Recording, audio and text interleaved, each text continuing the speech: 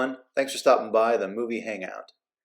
Legendary director Joe Dante. That's what this video is all about. But before I jump into it, his exciting career, the amazing movies that he directed that we all grew up on or watched in syndication on TV late at night.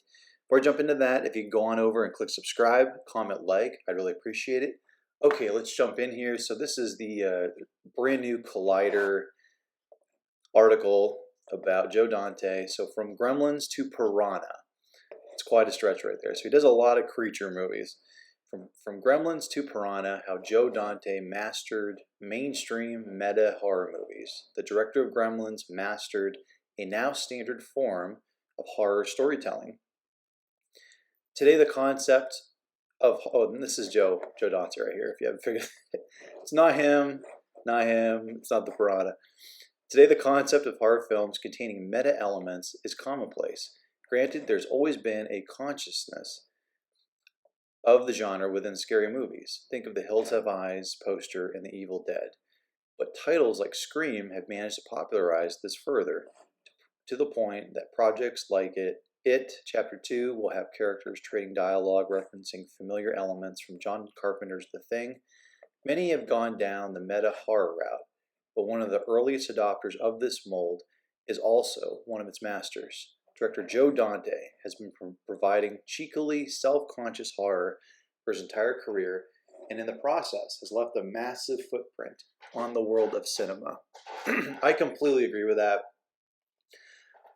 There are so many movies that this man has some connection to, in that his work has inspired, or other directors have been inspired by him, and they refer back to his work.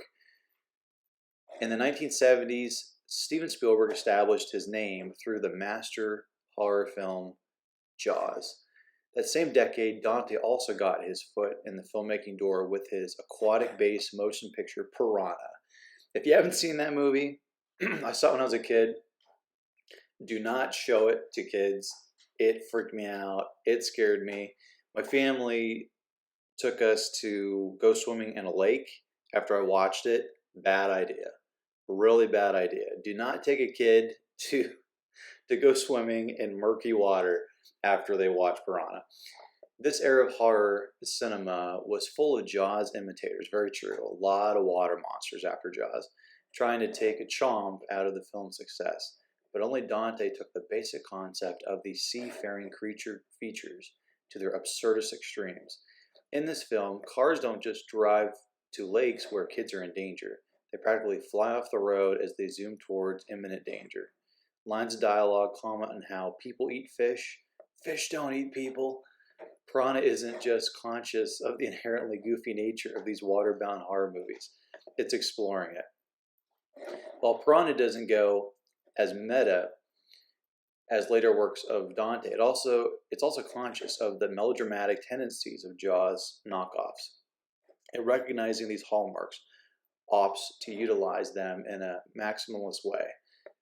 It also pays tribute to the very blockbuster that inspired its existence, including its own opening sequence depicting nude teenagers meeting a grisly demise at the hands of underwater beasts. This trend of the meta elements related to the horror genre would continue with Dante's work on The Howling, which is a horror movie, but it's a werewolf movie, and it's got fantastic special effects in it. A seminal werewolf feature jam-packed with elements referencing horror cinema, including the decision to give the characters the same last names as famous directors in the genre. In honor of the 30th anniversary, Scott Tobias wrote for The Guardian about how The Howling epitomized the way Dante used familiar hallmarks of cinema to provide new pieces of entertainment. The more movies you've seen, Tobias observes, the more you tend to love Joe Dante. That becomes apparent in The Howling, with its constant references to other famous pop culture wolves and depiction of werewolves rooted in classical horror. Next up, he did Gremlins, Gremlins and Gremlins 2, The New Batch, which I think to this day still holds up because Joe Dante used practical effects. He also did a lot of other really awesome movies, and so I'm going to show that really quick over here to IMDb Pro. Joe right there, born in 1946. So let's go down to the bottom here. This is this guy's filmography, and I think it's absolutely amazing. So he did a couple things before Piranha. A lot of directors, when they start out, regardless of what their future goals are, they start out in horror because horror films have a really loyal fan base. Also, those fans, if you just show them beasts, ladies, and blood, they're gonna be showing up for it and paying money for the most part. And usually, you don't have to put a whole lot into the budget as well. It can be low budget and it's still really good. So that's why a lot of directors, regardless of what they get into, Peter Jackson, he started out in horror and he eventually ended up in children's fantasy. So there's a lot of um, there's a lot of leeway in how you can steer your career when you start out in horror. So you got Piranha right here that helped put him on the map, and then you got The Howling, which is considered one of the greatest werewolf movies ever made. He did some TV. He did Twilight Zone, the movie. Gremlins, of course, is amazing. He did Explorers.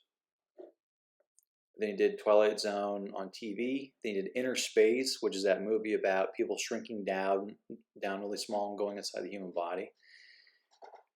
This one, The Burbs, I think is one of his best. It's a horror comedy. It is so freaking hilarious. If you haven't seen The Burbs, starring Tom Hanks, this is back when Tom Hanks had his old agent, so he was getting like not the best quality films. He was getting like movies like The Money Pit, Turner Hooch, which I love. I think are great. They've aged really well, and then he got The Burbs. I think after he got The Burbs, Tom Hanks fired his agent. But I love this movie because it takes place on a cul-de-sac and it really kind of pokes fun at suburban life. But the people are awesome in it. It's got Corey Feldman, Carrie Fisher, Bruce Dern. Then you got Courtney Gaines, Dick Miller, who's awesome. He's awesome in it. You got a whole list of characters in this thing that are absolutely fantastic. Definitely check out The Burbs. I'll probably do like a video on that because it deserves one. It's just fantastic.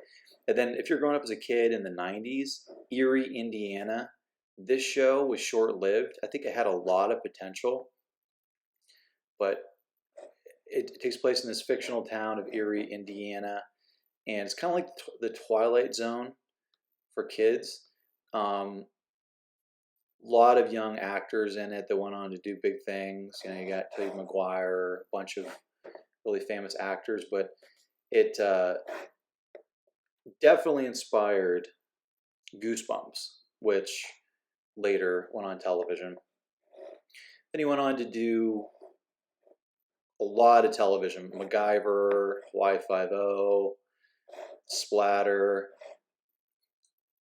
If you're not familiar with Joe Dante, he's not only a really entertaining director, but he's without a doubt an important director because his work helped inspire and spawn a lot of entertainment that we love today. So check him out, and thanks for listening. And as always, if you want to get future rants, reviews, or original content, click subscribe. Later.